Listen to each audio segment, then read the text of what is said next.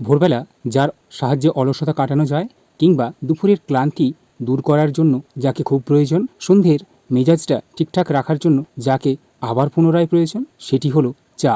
এটা পান করার জন্য বয়সের কোনো সীমাবদ্ধতা নেই। ছোট থেকে বড় সবাই পান করতে পারে। প্রত্যেক এলাকার অলিতে গলিতে মিলবে একটি চায়ের দোকান, যেখানে ভোরবেলা কিংবা সন্ধেবেলা মানুষের জমায়েত জমে শুধুমাত্র চা পানের জন্য। তবে চায়ের পাশাপাশি থাকে রকমারি বিস্কিট কিংবা অন্য কোনো খাবার, যা দিয়ে পান করলে মনের তৃপ্তি এবং খানিক খিদের জ্বালা মেটানো যায়। অনেকের অনুরোধে আজ পৌঁছেছি আমাদের রেয়াপাড়া অঞ্চলে একটি সুপরিচিত চায়ের দোকানে। এলাকায় রাজার চা কিংবা রাজাদার চা নামে এই দোকানটি পরিচিত। দোকানের বয়সকাল বর্তমান ওই বছর 5-6ই হবে। তো যাই হোক, সবার অনুরোধ এবং আবদার মেটাতে আমি সেদিন পৌঁছে গিয়েছিলাম এই দোকানে, আর নিয়েছিলাম একটি 12 টাকা দামের চা এবং তার সঙ্গে তিলের বিস্কিট, যেটার দাম ছিল মাত্র 1 টাকা। চায়ের স্বাদটা ছিল পুরো মন মাতানো, আর সঙ্গের বিস্কিট তা তো মিষ্টি, আর তার কারণেই চায়ের স্বাদটা পরবর্তী সময়ে খানিকটা ফিকে লাগলো।